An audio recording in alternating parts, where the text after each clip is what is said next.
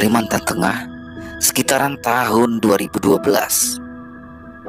Saat itu akan ada pengerjaan proyek perbaikan jalan desa di sebuah desa pedalaman di Kalimantan Tengah.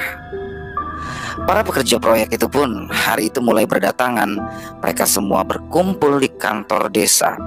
Rencananya hari itu juga Pak Kades akan langsung mengantarkan para pekerja itu ke lokasi tempat pekerjaan proyek tersebut. Hari itu Pak Kades mengantarkan 13 orang tersebut menuju ke sebuah rumah yang dekat dengan lokasi perbaikan jalan.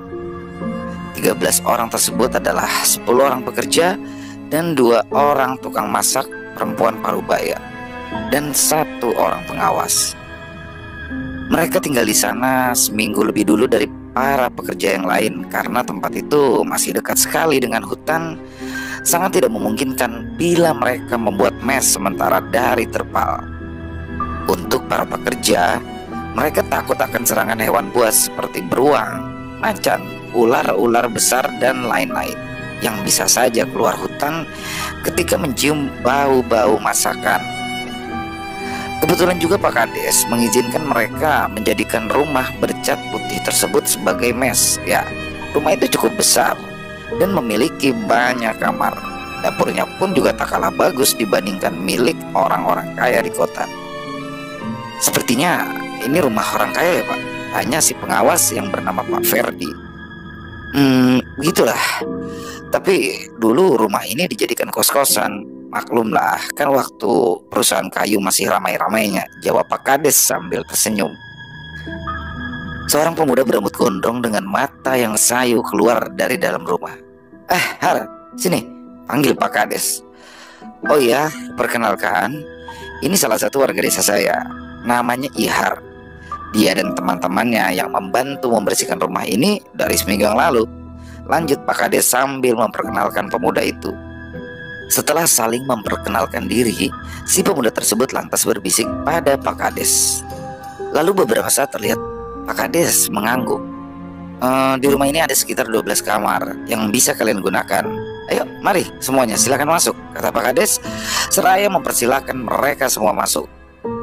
Kamar yang paling besar, yang kemungkinan merupakan kamar si pemilik rumah tersebut, ditempati oleh Pak Ferdi. Sementara kamar yang paling belakang yang berada di dekat dapur akan ditempati oleh ibu-ibu tukang masak. Setelah itu pun mereka semua langsung menata kasur-kasur tipis yang sudah dibawa di dalam truk. Mereka juga memasang kompor gas yang digunakan untuk memasak serta mengangkut semua bahan makanan yang berupa beras dan juga telur. Menjelang maghrib, makanan sudah terhidang. Sekitar 7 orang termasuk Pak Ferdi mulai menyantap makanan yang masih hangat tersebut. Dan sementara 4 orang yang lain memilih lebih dulu untuk menunaikan sholat maghribnya. Setelah selesai makan, mereka pun memilih untuk bermain kartu di tengah-tengah rumah dengan pencahayaan yang berkedip-kedip karena genset yang mungkin sudah terlalu tua atau mesin yang memang jarang dibersihkan. 17 kopi disediakan oleh ibu-ibu yang bernama Acil Irus dan Acil Dariah. Ya, Acil Irus ini perawakannya sedikit lebih besar daripada Acil Dariah yang memang perawakannya lebih kecil. Malam itu pun berlalu dengan suasana yang sangat tenang dengan suara-suara binatang malam, menambah kesan nyaman di rumah tersebut. Keesokan harinya setelah sarapan pagi, 10 pekerja dan Pak Ferdi berangkat untuk mulai menyingkirkan pepohonan di pinggiran jalan.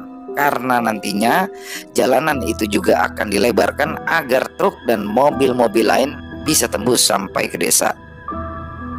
Dengan alat-alat berat yang mereka bawa, pohon-pohon dan batu-batu besar pun mulai disingkirkan satu persatu. Namun ada sedikit kecelakaan kecil yang menghambat pekerjaan mereka. Ya, seekor ular yang cukup besar mati karena terkena alat berat. Sempat membuat orang-orang itu merasa takut dan gugup. Karena di Kalimantan ada kepercayaan jika ular-ular besar yang jinak seperti itu kebanyakan adalah ular-ular jelmaan yang bisa saja pemiliknya akan marah dan mengganggu para pekerja yang sengaja atau tidak sengaja telah membunuh ular tersebut. Tidak apa-apa, buang saja bangkainya. Ayo lanjutkan pekerjaan kalian, ujar Pak Ferdi. Meskipun takut-takut, mau tak mau, para pekerja itu harus menyingkirkan bangkai ular besar tersebut. Darahnya terlihat sudah membanjiri tanah.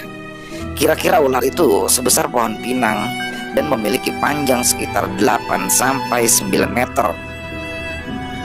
Di hari pertama mereka bekerja itu menjadi tak tenang, dikarenakan ketakutan akan datangnya musibah setelah mereka membuang bangkai ular tersebut. Sore pun telah berganti malam. Dan karena kelelahan bekerja seharian ditambah tekanan kecemasan, selepas makan mereka pun memutuskan untuk segera tidur dan mulai melupakan kejadian di hari itu.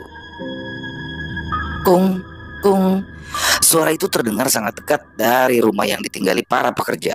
Beberapa pekerja nampaknya merasa terganggu dengan suara tersebut, namun mereka enggan untuk menegurnya. Karena mereka tahu makhluk itu bukanlah sekedar binatang malam biasa. Sekitar pukul 3 pagi, 2 orang tukang masak itu bangun lebih awal dikarenakan harus menyediakan makanan untuk para pekerja. Sebentar ya, aku ambil senter dulu ke dalam, ujar Acil Dariah pada Acil Irus yang tengah mencuci beras di luar rumah dekat sumur tua. Sumur tua ini airnya masih sangat jernih dan bagus untuk digunakan. Setelah Acil Dariah masuk ke dalam, Acil Irus pun meneruskan pekerjaannya untuk mencuci beras sambil bersenandung. Tiba-tiba dari kegelapan di belakang Acil Irus terdengar seseorang yang ikut bersenandung. Acil Irus menghentikan pekerjaannya sesaat. Ia kemudian menoleh ke sekeliling, namun mata tuanya jelas tak melihat siapa-siapa di dalam kegelapan. Merasa tak ada siapa-siapa di dalam kegelapan tersebut, Acil Irus pun lantas melakukan pekerjaannya kembali. Tetapi lagi-lagi terdengar suara seseorang. Kali ini suara tawa. Ya, suara tertawa yang sangat nyaring sampai membuat bulu kuduk Acil Irus merinding seketika. Acil Irus berteriak, terduduk lemas ketika ia melihat sesosok makhluk tanpa busana tengah menggendong sesuatu yang entah apa berdiri tepat di hadapannya. Acil Irus pun jatuh pingsan. Sadar-sadar Acil Irus sudah berada di dalam kamarnya dan Dariah. Acil Irus nampak gemetar dan menangis ketakutan. Ada hantu. Tadi dia berada tepat di hadapanku, Dar. Matanya putih menyala, wajahnya hitam legam, dan sosok itu telanjang, cerita Acil Irus. Paling itu orang gila, Cil. Atau mungkin juga Acil ini tadi sedang berhalusinasi, ujar Pak Ferdi.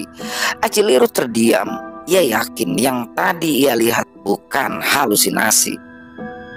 Setelah agak tenang, Acil Irus pun menyusul Acil Dariah ke dapur untuk memasak. Sudah, Rus, jangan terlalu difikirkan.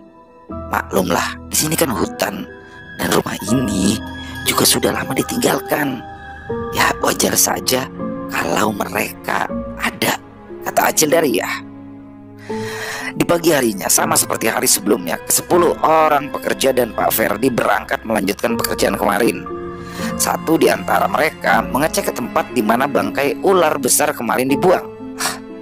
Kok bangkai ularnya hilang ya? Ujarnya dengan raut wajah yang tegang. Ke-10 pekerja itu pun saling menyalahkan satu sama lain, sampai akhirnya perdebatan mereka pun dihentikan oleh Pak Ferdi. Memangnya kalian semua ini mau apa dengan bangkai ular itu, ha? Mau dimasak? Bentak Pak Ferdi. Tapi Pak, kata orang kalau sedari awal kalian menginjakan kaki di sini, kalian sudah sibuk dengan hal-hal mitos, tahayul. Kalau kalian yang bekerja fokus pada pekerjaan. Aku melihat kalian semua ini seperti malas dan menjadikan hal-hal mitos seperti itu untuk alasan saja. Potong Pak Ferdi tegas, membuat ke-10 pekerja itu terdiam. Mulai hari ini, aku tidak ingin lagi mendengar cerita-cerita tahayul dari mulut kalian. Ayo, kembali bekerja.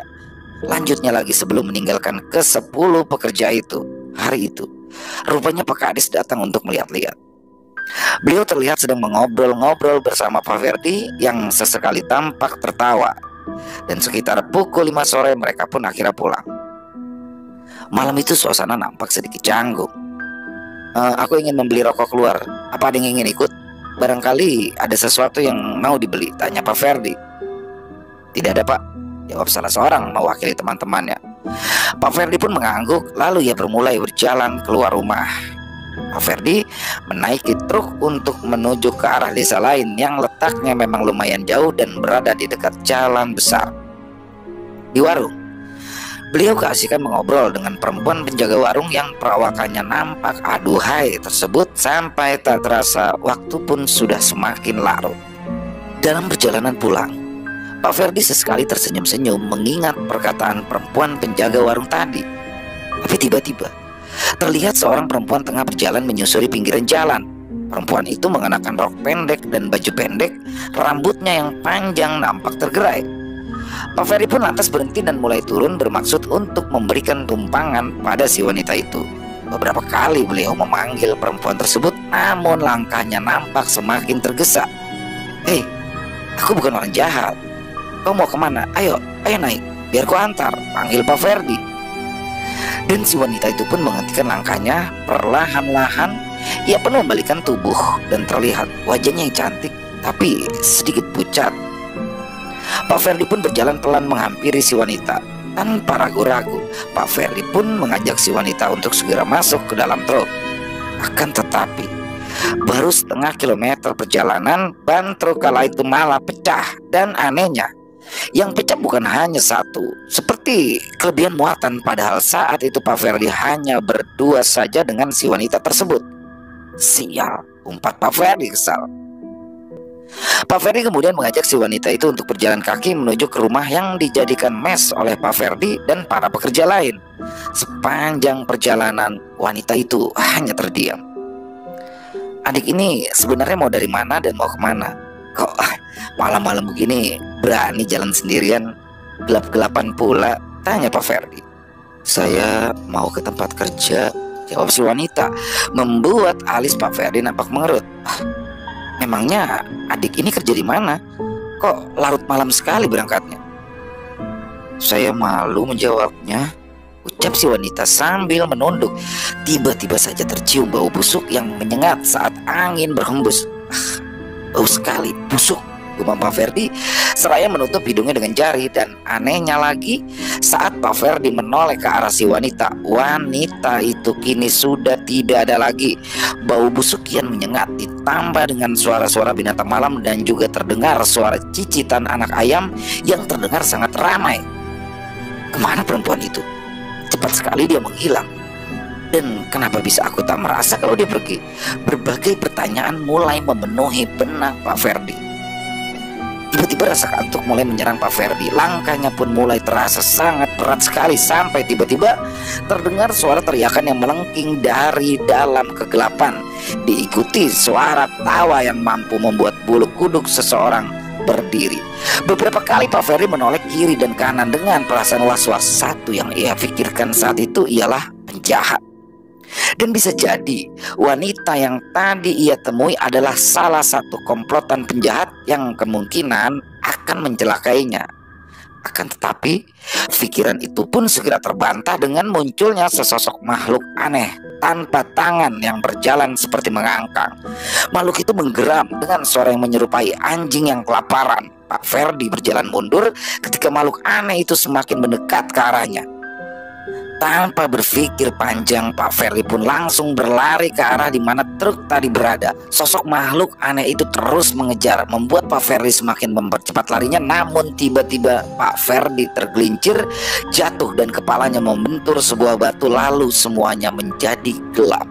Pak Ferdi pingsan. "Kok Pak Ferdi lama ya?" ujar salah satu orang bekerja. "Alah, paling lagi keasikan ngobrol sama gadis warung," ujar salah satunya lagi. "Tidur-tidur, besok kalau kita kesiangan bangun bakal kena semprot lagi sama Pak Ferdi," ujar yang lainnya sebelum mulai menutupi tubuhnya dengan selimut tipis. Menganggap Pak Ferdi hanya sedang keasikan mengobrol di warung, para pekerja itu pun akhirnya tidur dengan tenang. Suara-suara jangkrik dan binatang malam lainnya terdengar begitu merdu bagaikan musik alami pengantar tidur. "Terus, temani aku ke kamar kecil sebentar yuk," kata Acil Daria seraya menggoyang-goyangkan tubuh Acil Irus yang nampaknya sudah tertidur lelap. Karena sudah tak tahan lagi ingin buang air kecil, akhirnya Acil Daria pun memberanikan diri melangkah keluar kamar dan menuju ke WC. Saat akan melangkah lebih jauh, cerita Acil Irus tentang hantu yang dilihat semalam pun membuat bulu kuduk Acil Daria merinding. Beberapa saat ia berdiri di ambang pintu dapur dengan perasaan ragu untuk melanjutkan langkah. Tiba-tiba terdengar suara seseorang menegurnya dari arah belakang.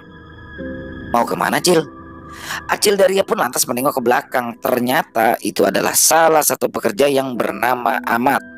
Acil Daria menarik nafas lega begitu tahu siapa yang menegurnya. "Saya mau ke kamar mandi, Mat. Tapi gelap, takut ada ular," jawab Acil Daria. "Oh, ayo saya antar. Kebetulan saya juga mau buang air," ujar Ahmad seraya berjalan mendahului Acil Daria. Saat Ahmad melintas di depan Acil Daria, seperti mencium bau aneh yang menyengat dari tubuh lelaki tersebut. "Belum menikah ini anak," batin Acil Daria saat itu. Dan sesampainya di WC, Acil Daria pun masuk lebih dulu, sementara Ahmad menunggu di luar yang tak begitu jauh dari WC. Setelah selesai, Acil Daria kemudian keluar. Ahmad nampak masih ada di tempatnya semula berdiri. "Silakan, Mat, Acil sudah selesai," ujar Acil Daria. Dan saat Ahmad masuk ke dalam WC, Acil Daria pun bergegas berlari-lari kecil menuju ke dalam rumah. Saat hendak keluar dari dapur, beliau kala itu berpapasan dengan seorang pekerja yang bernama IJ. "Pak Ferry belum pulang, Cil?" tanya IJ. "Gak tahu ya, tapi sepertinya memang belum pulang." "Pintu sana jangan ditutup ya, si Ahmad masih ada di WC," lanjut Acil Daria. Membuat IJ mengerutkan keningnya. Ahmad yang mana, Cil?" tanya IJ bingung karena memang ada dua orang yang bernama Ahmad di dalam rumah tersebut. Ahmad hirang. Tadi dia mau ke WC juga saat Acil berdiri di sini karena takut keluar. Gelap, takut ada ular. Nah, dia yang menunggui Acil. Dan setelah Acil selesai, gantian dia lagi yang ke WC, ujar Acil Daria menjelaskan. Acil yakin kalau itu Ahmad hirang. Soalnya si Ahmad masih tidur saat saya keluar tadi. Dek, Acil Daria terdiam. "Sebentar, coba saya cek ke WC," ujar IJ lagi. Lelaki dengan perawakan tinggi dan berotot itu pun keluar berjalan ke arah WC. Namun ia tak mendapati siapapun yang berada di sana. "WC kosong, Cil. Tidak ada siapa-siapa," kata IJ lagi. Acil Daria pun ikut mengecek ke WC, namun benar yang dikatakan IJ. Tak ada siapapun di sana. Seketika Acil Daria merasakan kakinya lemas. Sampai subuh menjelang, Pak Ferdi belum juga kelihatan batang hidungnya. Beberapa pekerja nampak sedang menunggu kedatangan beliau dengan perasaan yang campur aduk. Tidak biasanya Pak Ferdi begini, ya kan? Iya, biasanya beliau itu yang selalu tepat waktu. Kenapa pula sekarang malah lupa waktu, ujar yang lainnya. Sampai jam menunjukkan pukul 6 pagi, Pak Ferdi pun belum juga kembali, sehingga membuat beberapa orang berniat untuk mencari keberadaannya dengan berjalan kaki. Sementara 8 orang lainnya melanjutkan pekerjaan mereka. Setelah beberapa kilo berjalan kaki, akhirnya mereka pun menemukan Pak Ferdi yang masih belum sadarkan diri. Ada beberapa gigitan hewan di bagian lengan, bahkan bagian kepalanya terdapat juga darah yang terlihat sudah mengering yang sudah dikerubungi oleh semut. Sebisa mungkin kedua orang itu pun membersihkan bagian kepala Pak Ferdi yang terluka dengan dedaunan liar. "Ayo, kita bawa ke mes saja biar diobati. Nampaknya Pak Ferdi sudah kena rampok tadi malam." "Ah, rampok apaan? Masa iya ada rampok?" Setelah beberapa saat berdebat, akhirnya mereka berdua memutuskan untuk membawa Pak Ferdi pulang ke mes. Meskipun mereka harus berkali-kali beristirahat karena kelelahan untuk menggotong tubuh Pak Ferdi. Perjalanan masih berkilo-kilo menuju mes, terasa bagaikan bermil-mil jauhnya. Belum lagi matahari yang kini sudah mulai terasa menyengat. "Aku sudah gak kuat. Mereka pun terbaring di atas tanah bersama dengan Pak Ferdi yang kala itu belum tersadar. Coba kau cari air. Siapa tahu setelah dikasih air beliau akan sadar." Mau tak mau, salah satu di antara mereka pun harus mencari air di sekitaran jalan. Dan untungnya kala itu di sebuah lubang yang cukup besar ada air yang menggenang. Tanpa berpikir panjang, dia pun langsung mengeluarkan botol minum yang telah kosong dan mengisinya dengan air genangan itu. Setelah itu ia pun kembali ke tempat di mana temannya dan Pak Ferdi berada. Wajah Pak Ferdi nampak sangat pucat sekali. Meski sudah beberapa kali diguyurkan air, Pak Ferdi belum juga tersadar, membuat kedua laki-laki tersebut bertambah panik dan khawatir. Setelah memakan waktu berjam-jam lamanya, akhirnya mereka pun sampai ke mes. Acil Irus dan Acil Daria nampak kaget begitu melihat keadaan Pak Ferdi kala itu. Mereka pun mencoba memberikan perawatan seadanya dengan obat-obatan yang juga terbatas. Tetapi sampai matahari terbenam, Pak Ferdi belum juga siuman. "Coba kita cek di bagian badan, tangan atau kaki, barangkali digigit ular," ujar IJ. "Sudah, J, tapi tidak ada bekas gigitan ular. Mungkin luka di kepalanya ini nih yang membuat beliau masih tak sadar," saut yang lainnya. "Kalau kulihat, sepertinya rohnya sudah tidak ada lagi di dalam tubuhnya," ujar Ahmad. "Maksudmu Pak Ferdi mati?" "Oh, tidak. Bukan mati. Tapi lebih tepatnya seperti orang koma. Dan roh beliau ini masih mengawang-awang. Atau lebih tepatnya sedang berada di dunia lain. Ya seperti yang kita tahu kan, Pak Ferdi ini orangnya tidak percayaan dengan hal gaib. Bisa jadi ada sesuatu hal yang sudah beliau lakukan dan membuat beliau menjadi seperti ini. Aku tidak mau bersangka macam-macam, tapi kalau dilihat-lihat luka di kepala Pak Ferdi tidak terlalu parah. Karena aku juga dulu pernah begitu, malah tulang tengkorakku ini sampai kelihatan.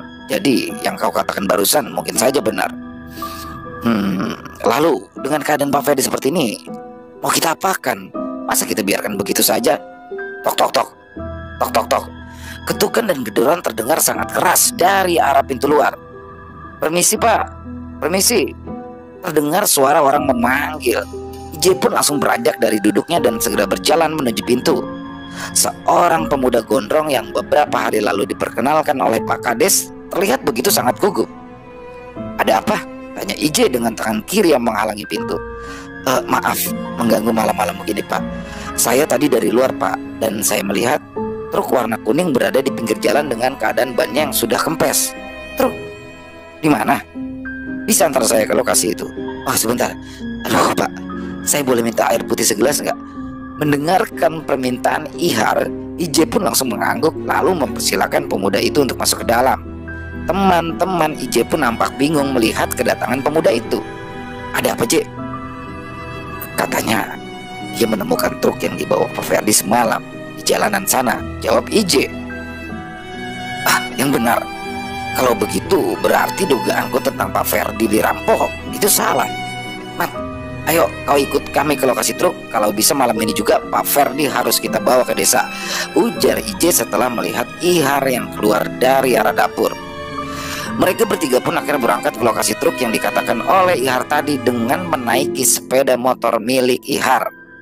Dan saat melewati bekas tempat Pak Ferdi ditemukan hari itu, terlihat ada seekor anjing berwarna hitam tengah mengendus-ngendus tanah di sekitaran tempat kejadian tersebut. "Janganlah melihat kami sampai seperti itu. Aku tahulah siapa kau itu," ujar Ihar. "Maksudmu apa?" tanya IJ yang tidak mengerti maksud perkataan Ihar. Tidak, bukan apa-apa," jawab Ihar singkat. "Gelapnya ya jalanan sini. Berani juga kau sendirian lewat jalan ini," ujar teman IJ yang duduk di tengah. "Kalau jalanan begini, saya biasa. Yang saya takut itu ketika lewat depan jalan mengarah ke rumah yang kalian tempati sekarang," kata Ihar. "Emangnya kenapa?" "Memangnya kalian tidak merasakan sesuatu yang aneh selama tinggal di rumah itu?" ujar Ihar balik bertanya. Tidak lama kemudian truk yang mereka cari pun sudah terlihat di depan. Seketika obrolan mereka terhenti. "Aneh, kenapa bisa bannya pecah semua begini?" gumam IJ tak habis pikir. "Nah, itu dia yang membuat saya bingung Pak," kata Ihar lagi. "Kalau begini butuh waktu lama untuk mengganti ban." Sial sekali, umpat IJ. Kamu tahu nggak klinik di daerah sini Har?" tanya IJ lagi. "Kalau klinik tidak ada Pak, tapi kalau mantri ada," jawab Ihar cepat. "Kira-kira berapa lama kalau kita menuju ke tempat Pak Mantri itu?" Kurang lebih setengah jam." "Dekat kok." "Setengah jam ya?" tanya IJ seraya menghela nafas. "Nah, kalau kira-kira dijemput, mau nggak mantri itu?" "Biasanya sih mau Pak, tapi entah ya, karena sudah larut malam. Kita ke tempat Pak Mantri itu saja." Karena keadaan Pak Ferdi benar-benar membuat kami khawatir. Aku berharap mantri itu mau untuk memeriksa keadaan Pak Ferdi. Setelah itu mereka bertiga pun kembali melanjutkan perjalanan. Rintik-rintik hujan mulai turun. Kilat pun terlihat menyambar-nyambar di atas langit sana. Kau tak punya jas hujan? Tanya IJ. Tidak punya pak, jas hujan mahal. Lagi pula mudah rusak. Kan uangnya lumayan, jawab Ihar sembari terus fokus pada jalanan yang kini sudah mulai digenangi air. Nampaknya di sana sudah turun hujan dengan sangat lebat sebelum mereka melewati jalan tersebut. Dari kejauhan sudah terlihat cahaya-cahaya terang dari lampu-lampu yang kini menerangi rumah setiap warga. Ini listrik PLN, tanya IJ. Bukan pak, ini aliran listrik dari perusahaan batubara. Semacam bantuan lah untuk warga sekitar, jawab Ihar lagi. Beberapa warung makan pun terlihat masih buka dan di halamannya nampak beberapa truk fuso terparkir di sana. Assalamualaikum, Pak Mantri. Assalamualaikum, ucap Ihar berulang-ulang sambil mengetuk pintu rumah tersebut. Tidak beberapa lama kemudian terlihat bayangan seseorang berjalan ke arah pintu. Waalaikumsalam, ada yang bisa saya bantu? Anu pak, di jalan ke desa saya, di mes para pekerja jalan, ada yang sakit pak. Bisa ya Pak Mantri ikut kami ke sana untuk memeriksakan keadaan orang tersebut, jawab Ihar terbata-bata. Memangnya sakit apa? Kemarin kecelakaan pak, jatuh, kepalanya terkena batu. Loh, kecelakaan kok tidak dibawa langsung ke rumah sakit? Tanya Mantri dengan nada sedikit tinggi. Truk yang kami punya bannya pecah pak, dan memang ada eksa dan lain-lain di sana. Tapi mana mungkin kami membawa orang sakit menggunakan itu. Mantri pun terdiam lalu mengangguk. Baik, tunggu sebentar, aku ambil peralatan dulu, ujarnya kemudian. Mereka akhirnya sampai mes. Sudah larut sekali karena di jalan tadi sepeda motor yang digunakan oleh Ihar sempat mengalami mati busi, sehingga membuat mereka harus terlebih dulu menggantinya. Lukanya tidak seperti orang kecelakaan ya. Ini rasa-rasanya luka benturan biasa. Tapi aneh juga kalau sampai gara-gara luka ini dia belum sadarkan diri, ujar Mantri tersebut. Itu dia pak yang kami bingung. Saya pun dulu pernah luka lebih parah dari ini, tapi saya masih bisa merasakan dan sadar meskipun lemas saat orang-orang mengangkat tubuh saya.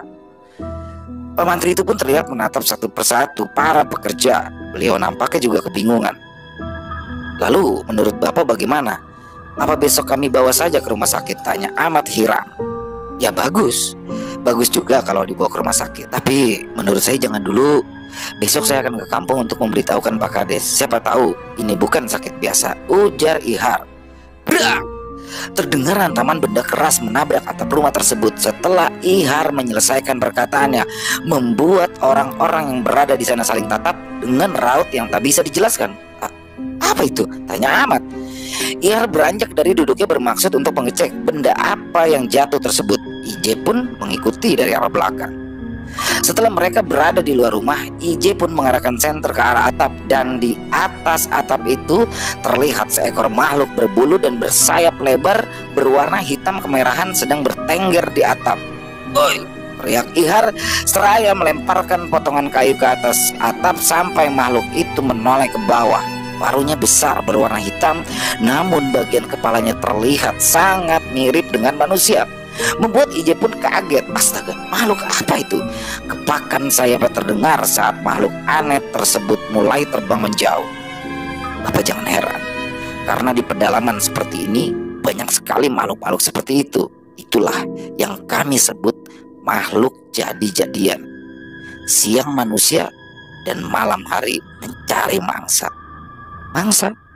Ya, bisa berupa janin bayi, bisa juga mayat, dan bisa juga manusia hidup. Tapi mereka itu hanya akan menyerang manusia jika sendirian. Kalau lebih dari satu orang, mereka tidak akan menyerang. Lalu, apa maksudnya? Ia bertengger di atas atap tadi, tanya IJ yang masih sangat penasaran.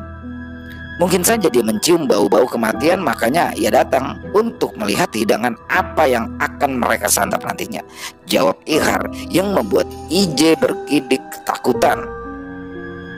Begini saja pak, setelah saya mengantar Pak Mantri ke ujung jalan, saya akan terus lanjut ke desa untuk mengabari Pak Kades, kata Ihar. Har, bawa teman satulah, biar Amat yang menemanimu. Aku khawatir kau kenapa-napa di jalan. Tidak perlu pak, Saya sudah paham betul bagaimana cara menjaga diri. Suasana malam itu menjadi sangat hening ketika Ihar dan Pak Mantri sudah pulang. Dan saat semua sudah terlelap, Ahmad terbangun karena mendengar suara seseorang yang seperti sedang bermain-main di dapur. Ahmad perlahan-lahan melangkah keluar kamar dan mulai berjalan menyusuri ruangan yang gelap. Prang! Suara piring yang terjatuh membuat Ahmad sangat kaget kala itu. Ditambah lagi ketika ia melihat sesosok tubuh mungil dengan rambut sebahu tengah berdiri di ujung dapur. Kau siapa? Tanya Ahmad. Angin berhembus dan mematikan lampu pelita yang berada di dapur, membuat ruangan itu benar-benar menjadi sangat gelap. Suara langkah kaki terdengar mendekat ke arah Ahmad yang masih berdiri dengan tangan yang mencoba meraba-raba di sekitaran meja mencari letak korek api. Hembusan nafas sangat terasa.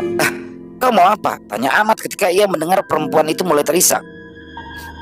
Di sini gelap, dingin, aku takut. Rintinya, jangan pegang-pegang. Biar ku cari korek api dulu. Kau ini siapa? Mau apa? Dan kenapa bisa sampai masuk ke sini? Aku tak tahu. Kami di sini sudah cukup banyak pikiran. Jangan lagi kau tambah-tambah, gerutu Ahmad. Suaranya pun cukup keras sampai membangunkan Acil Irus kala itu. Mat, kaukah itu, Mat? Tanya Acil Irus seraya mengarahkan senternya ke arah Ahmad. Ya, Cil. Ini, Cil, ada orang yang masuk di dapur. Mungkin ya teh mau maling. Untung saja kepergok, jawab Ahmad. Acil Irus pun berjalan pelan dengan kaki yang sedikit pincang. Ya, karena asam uratnya yang kadang-kadang kambuh. Dan saat senter Acil Irus menyorot ke arah si perempuan, Acil Irus nampak terlihat kaget. Kau? Acil Irus kenal orang ini? Tanya Ahmad bingung. Tidak. Tapi kemarin malam aku bermimpi bertemu dengan gadis ini, jawab Acil Irus membuat Ahmad bertambah bingung. Korek api di mana sih, Cil? Tanya Ahmad mengalihkan pembicaraan. Dan saat mereka berdua tengah mencari korek api, tanpa disadari gadis itu sudah pergi dengan meninggalkan pintu dapur yang mengarah ke tanah yang terbuka lebar. Ahmad berusaha mencari keberadaan perempuan tadi, namun di luar begitu gelap dan dingin. Dan tiba-tiba terdengar teriakan dari arah kamar lain yang ditempati para pekerja. Rupanya ada seorang teman sesama pekerja yang sudah meninggal dalam keadaan mengerikan. Tubuhnya membiru dan darah kental keluar dari mulutnya yang ternganga. Raut wajah mereka semua sangat panik dan mulailah saling menuduh satu sama lain. Diam! Hentak IJ. Mereka semua tertunduk. Ini bukan pembunuhan. Sedari awal aku bekerja sampai sekarang, tak pernah ada sekalipun kasus bunuh-membunuh antar sesama pekerja. Lalu ini apa? Sakit. Tadi sewaktu ada Mantri dan si Ihar, dia baik-baik saja kok. Jadi menurutku ini tidak wajar. Pasti ada sesuatu penyebab kematiannya. Bukan aku menuduh, tapi kemarin aku melihat dia ini berdebat dengan Alfi. Ujar salah seorang menunjuk ke arah laki-laki yang sedari awal berdiri di pinggir. Seketika semua mata tertuju ke arah Alfi. Bukan aku, J. Memang benar aku pernah berselisih paham dengannya, tapi tidak mungkin sampai aku membunuhnya. Kalian pun sendiri tahu kan, aku ini bagaimana? Ujar Alfi membela diri. Tentu saja ia seperti tidak terima dituduh seperti itu. Mereka pun mulai ramai lagi dengan perdebatan satu sama lain sampai memicu adu fisik antara Alfi dan teman yang menuduhnya tersebut. Diam! Bentak IJ benar-benar gusar. Kita tidak bisa menunggu sampai besok. Aku harus ke kampung sekarang juga, dan yang pasti setelah ku beritahukan semuanya pada Pak Kades, aku akan mencari sinyal untuk menelpon bos agar mereka di sana tahu tentang keadaan kita di sini. Aku ikut kau, J. Bahaya kalau kau pergi sendirian, ujar Ahmad. IJ pun menghela nafas panjang. Aku butuh orang seperti kau untuk menjaga teman-teman di sini, Mat. Biar aku pergi bersama Alfi, ujar IJ lagi. Tapi apa kau yakin? Ya setidaknya bawalah beberapa teman, J, untuk keselamatan. Lagi pula kampung itu jauh dan kau hanya berjalan kaki ke sana, ujar Ahmad lagi. Kalian di sini lebih membutuhkan orang untuk berjaga-jaga. Kami akan hati-hati, doakan, balas IJ tegas. Dan malam itu juga IJ dan Alfi berangkat menuju desa dengan berjalan kaki masing-masing. Mereka pun membawa senjata tajam untuk berjaga-jaga dari hewan buas ataupun orang-orang jahat. Mereka berjalan dengan tergesa. Udara dingin yang ditambah hembusan angin sangat terasa menusuk sampai ke dalam tulang. Tak ada percakapan di antara keduanya. Tak terasa 2 kilometer sudah mereka berjalan. Namun tak juga mereka melihat adanya bias cahaya penerangan dari desa. Masih panjang kurasa perjalanan, J, ujar Alfi memulai percakapan. Nafas keduanya terdengar berat. Vi, ya, benar bukan kau yang membunuhnya? Ah, kau tak percaya aku? Ayolah J, mana mungkin aku melakukan hal gila itu? Kalaupun ia dibunuh, memangnya cara apa yang dilakukan pelaku sampai korbannya membiru begitu? Kali ini IJ terdiam mendengar jawaban yang memang cukup masuk akal baginya. Tapi aku rasa ini semua ada kaitannya dengan ular besar waktu itu. Bukankah dia yang membuat ular itu mati? Ujar Alfi membuat IJ tambah tak karuan. Jika memang benar begitu, berarti kita semua sudah terkena tulah. Dan mungkin saja korban selanjutnya bisa aku, atau mungkin juga kau, ujar IJ seraya menyorot wajah Alfi dengan senter yang dipegangnya. Ah, aku tak mau mati konyol hanya karena hal itu. Aku tidak membunuhnya, aku hanya membantu kalian membuang bangkai ular, itu saja. Sama Vi, kau lihat kan Pak Ferdi, dia bahkan sama sekali tidak menyentuh ular itu, tapi dia yang terkena imbasnya lebih dulu. Ya karena dia itu adalah otak yang menyuruh kita membuang. Berarti apa? Sama saja kan? Ranting kayu yang cukup besar jatuh tepat beberapa meter di depan keduanya. Dan saat IJ mengarahkan senter ke arah pohon yang rantingnya jatuh tersebut, terlihatlah seekor makhluk aneh dengan mata yang menyala. IJ menelan ludah. Jantungnya benar-benar terasa hampir copot ketika itu. Terlebih lagi ketika ia teringat yang dikatakan oleh Ihar sebelumnya tentang makhluk jadi-jadian tersebut. Dan saat Alfi akan berlari, IJ pun berusaha menahan. Jangan lari, dia akan membunuh kita kalau kita sampai berpencar. Tetap bersamaku dan waspada, ujar IJ. Dan benar saja, tidak beberapa lama kemudian makhluk itu pun pergi menjauh dengan melompat di antara pepohonan. Barulah kala itu mereka berdua bisa bernafas dengan lega. Apa itu tadi, J? Tanya Alfi bergetar. Entahlah, jawab IJ tak mau memberitahukan tentang makhluk jadi-jadian tersebut pada Alfi. Bias cahaya dari perkampungan pun mulai terlihat ketika mereka berada di atas bukit, membuat IJ dan Alfi sedikit merasa lega. Ya, langkah mereka semakin tergesa. Mereka berharap bisa sampai di desa dengan cepat. Namun ketika melewati jalur jalan berbatu yang kiri dan kanannya jurang, Alfi terpleset dan terjatuh ke dalam jurang. Ya, jurang itu memang tidak terlalu dalam, namun di bawahnya banyak sekali akar-akar pohon yang menyembul keluar. Alfi, teriak IJ dari atas. Dari bawah terdengar suara teriakan dari Alfi. Aku tidak apa-apa, J. Kau lanjutkan saja perjalanan ke desa, nanti aku menyusul, ujar Alfi lagi. Tidak, kita akan bersama-sama ke desa. Kau tunggu di situ sebentar. Aku akan cari sesuatu untuk menarikmu ke atas. Apa yang bisa kau lakukan di tengah jalan yang dikelilingi hutan seperti ini, J? Lekas lanjutkan perjalananmu. Jangan buang-buang waktu, aku akan baik-baik saja. IJ pun berpikir sejenak. Yang dikatakan Alfi ya benar, tapi untuk meninggalkan Alfi yang kala itu masih berada di dalam jurang, ia tak tega. Apalagi tanah dan bebatuan dinding jurang tersebut sangat keropos sehingga tak akan mungkin untuk bisa dipanjat. Baik, tapi kau harus tunggu sampai aku datang. Ya, jawab Alfi. IJ pun berlari agar lebih cepat sampai ke desa. Dan saat sampai di desa, azan subuh sudah berkumandang kala itu. Pada awal IJ mengetuk rumah yang salah, namun untungnya bapak-bapak yang membukakan pintu sangat baik, sehingga beliaulah yang akhirnya mengantarkan IJ ke rumah Pak Kades. Nampaknya Pak Kades baru saja bangun tidur ketika mereka datang. Pak, keadaan kami benar-benar gawat, Pak, ujar IJ tanpa berbasa-basi lagi dan masih dalam posisi berdiri di tangga. Ia pun menceritakan semuanya. Raut wajah Pak Kades ketika berubah. Bos kalian sudah tahu? Belum, Pak. Kami belum sempat menghubungi karena kami masih panik dan semua terjadi begitu saja. Kita harus cepat-cepat, Pak, karena teman saya yang satu tadi terpleset jatuh ke jurang sisi jalan yang akan dibangun jembatan. Masuk ke jurang? Bagaimana bisa? Padahal jalan itu lebar sekali, tanya Pak Kades dengan mata melotot. IJ pun terdiam dalam hatinya berkata, lebar apanya? Akhirnya beberapa orang ikut bersama, termasuk seorang laki-laki bertubuh kurus dengan rambut panjang dan tato yang menghiasi bagian dada serta punggung. IJ pun terperanjat kaget saat tiba di lokasi Alfi. Benar kata Pak Kades, jalanan itu cukup lebar dan sangat tidak masuk akal jika Alfi bisa sampai jatuh ke dalam jurang. "Ini bekas ban motor orang-orang desa saya," ujar Pak Kades menunjukkan bekas ban yang masih tercetak di tanah. "Di mana temanmu itu jatuh?"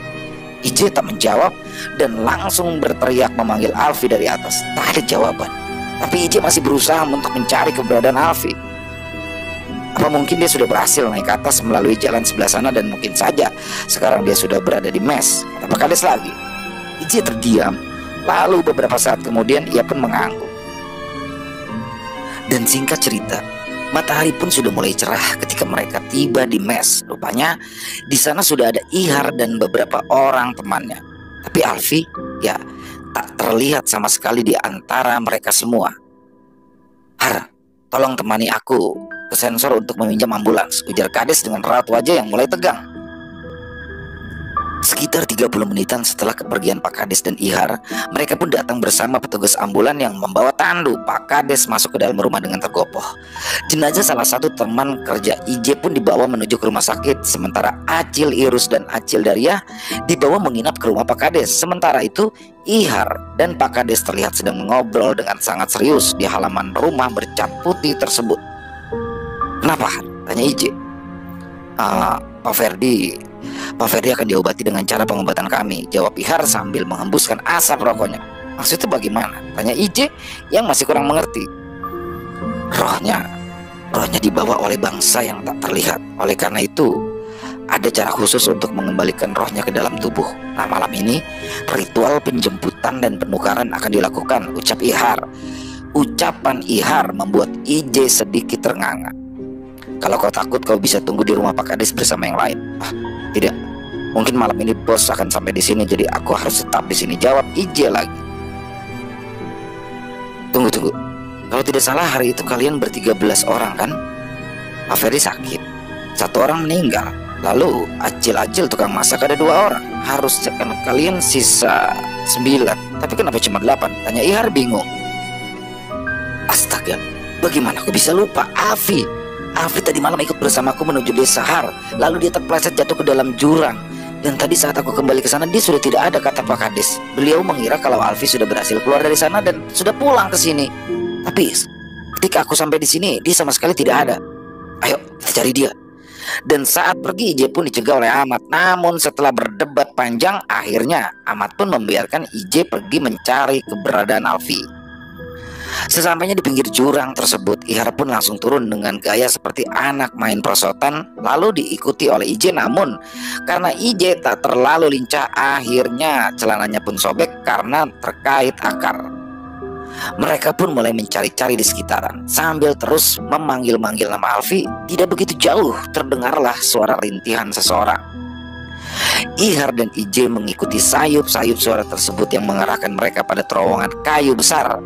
Alfi pun meringkuk di dalam sana dengan keadaan tubuh yang berlendir dan berbau amis.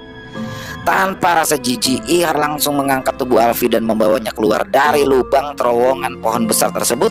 Sementara IJ masih berdiri tak bergeming menatap pohon tersebut. "Pak," panggil Ihar. Iya," jawab IJ seraya berbalik. Setelah melewati jalanan yang cukup curam, akhirnya mereka berdua pun bisa sampai ke atas dengan selamat. Alfi nampak pucat dan tubuhnya sangat dingin. Sesamanya di rumah, mereka langsung membersihkan tubuh Alfi dan membiarkannya beristirahat.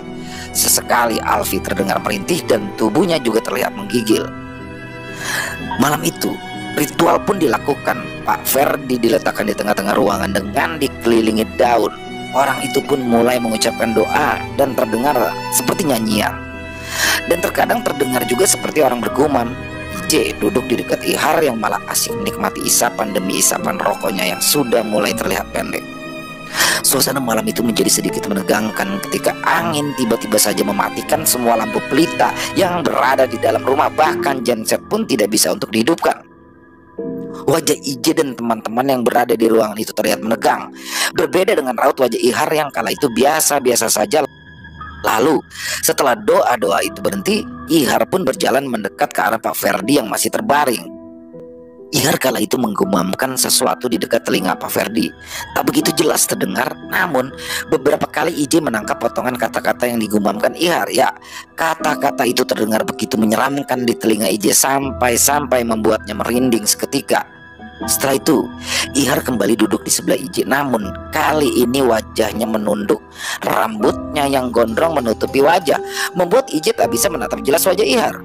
"Har, kau kenapa?" tanya Ije. Ihar perlahan-lahan mengangkat wajahnya dan terlihat mata pemuda itu putih menyala, sama seperti makhluk yang tadi malam Ije lihat di dahan pohon. Ije berteriak kaget, spontan langsung menjauh dari Ihar. Namun tiba-tiba saja Ihar menyerang Ije sampai ia terjatuh di atas pangkuan Amat yang juga nampak ketakutkan. "Har, kendalikan dirimu," bentak lelaki yang tadi melakukan ritual pada Pak Ferdi.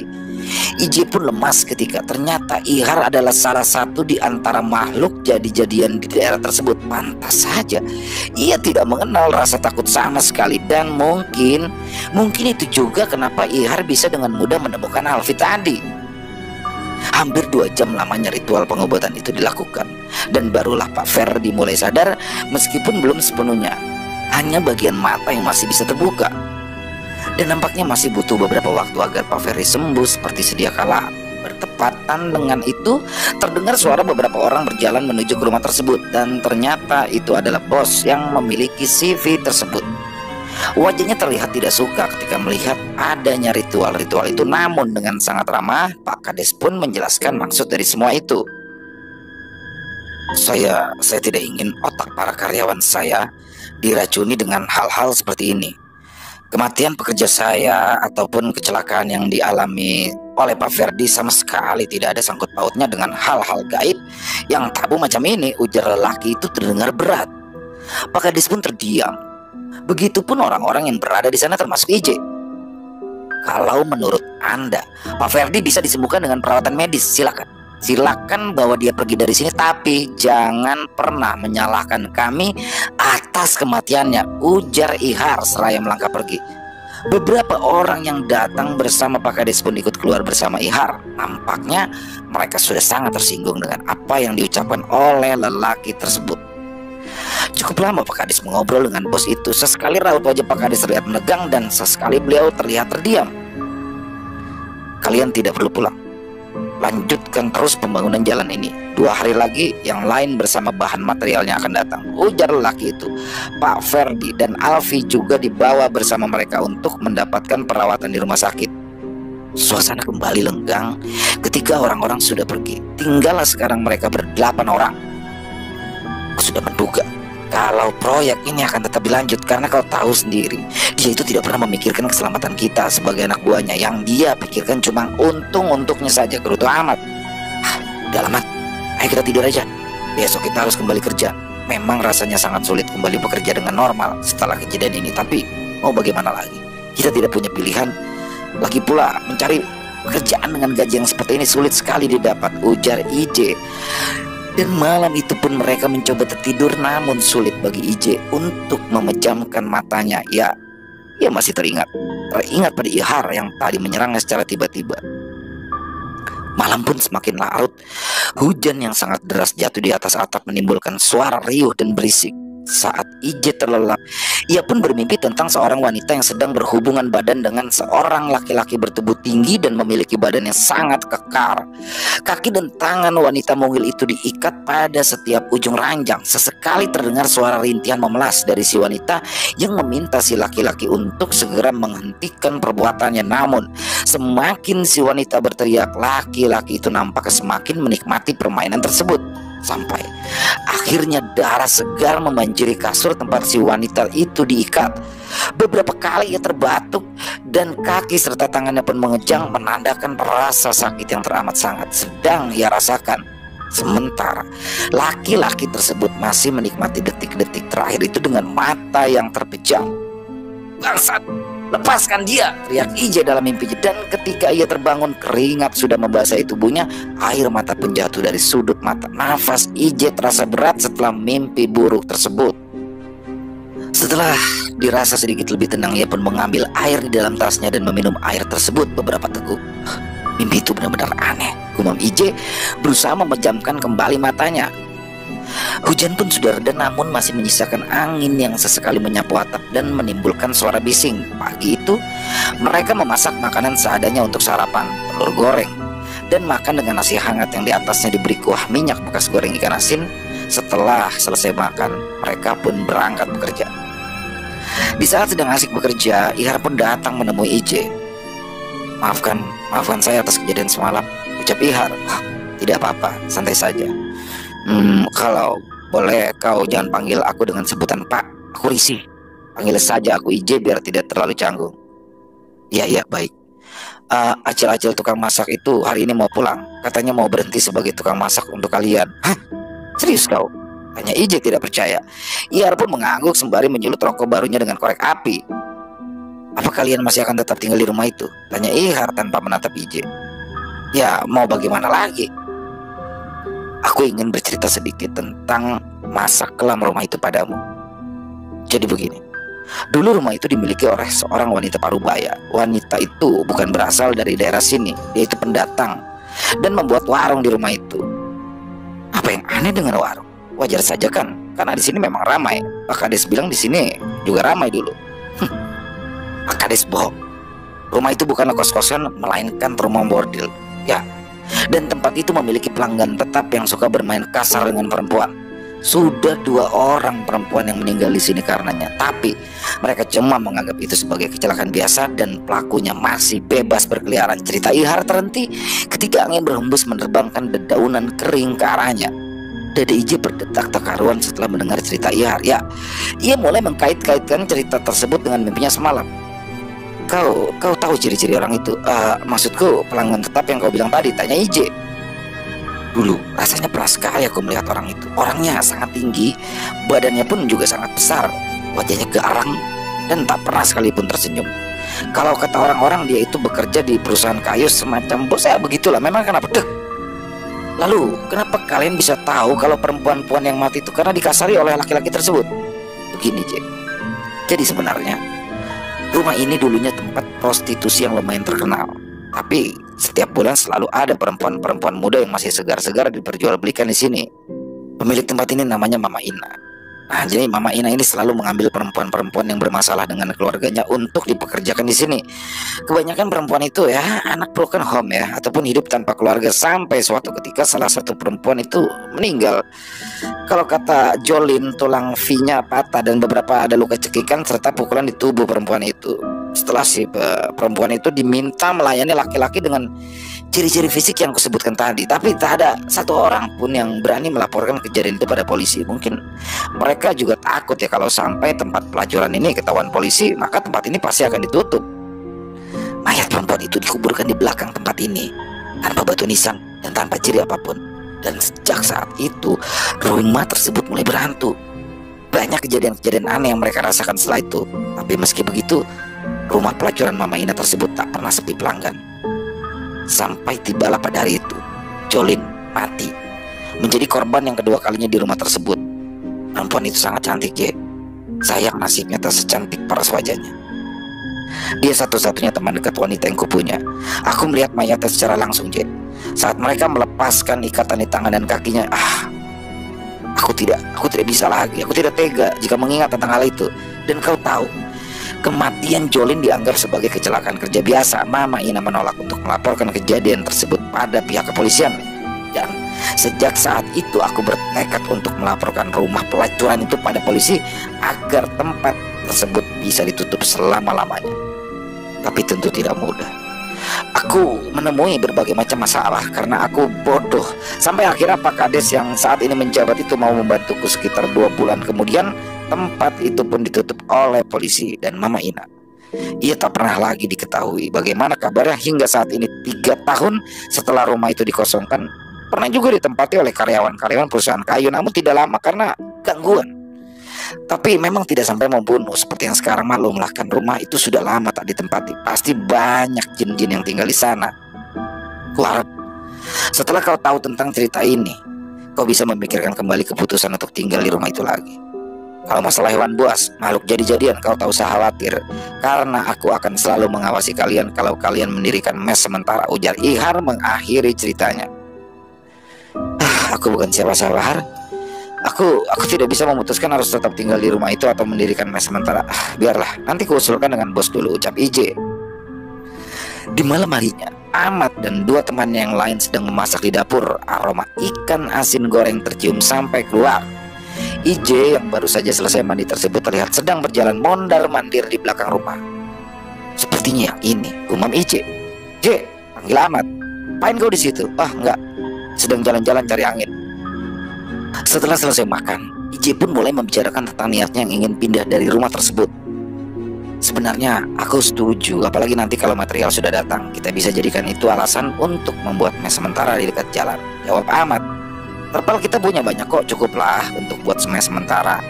Dan setelah semuanya terlelap, lagi-lagi IJ bermimpi yang sama dengan sebelumnya. Kali ini perempuan itu menangis menatapnya sambil meminta pertolongan. IJ pun terbangun dengan keringat dingin.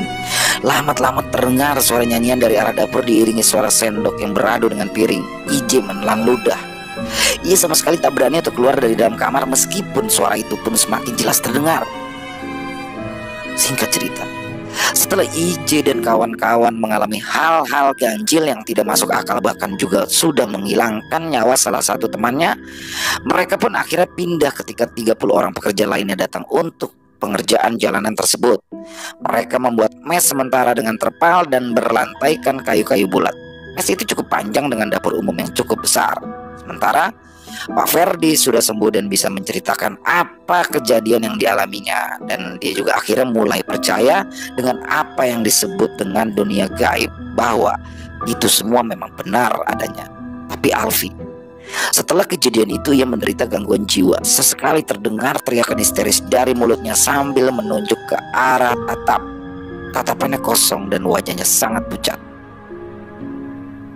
Alfi sampai hari ini masih menderita gangguan jiwa. Sementara IJ, ya, ia masih tetap menjadi karyawan dari CV tersebut sampai saat ini, meskipun bosnya sudah beberapa kali diganti. Selesai. Wow, itulah kisahnya teman-teman. Kisah dari Pulau Kalimantan selalu menarik ya, hal-hal mistis luar biasa. Kita untuk pengalaman ya. Jadi banyak sekali ya untuk hikmah yang bisa diambil dari kisah ini, sangat banyak. Dan salah satunya mungkin tentang Pak Ferdi yang tidak percaya dan terkesan meremehkan ya. Jadi jangan sampai, apalagi di tempat yang baru ya, dimanapun kita berada, tidak hanya di Kalimantan saja, tapi dimanapun kita harus menjaga ucapan dan yakin bahwa ada dunia gaib selain dunia manusia ini. Ya, mungkin yang punya komentar lain silakan bisa ditulis di kolom komentar. Yang mungkin suka bisa diklik tombol like-nya. Yang belum subscribe jangan lupa diklik tombol subscribe. Salam sehat, sukses selalu untuk kita semua. Amin amin ya robbal alamin.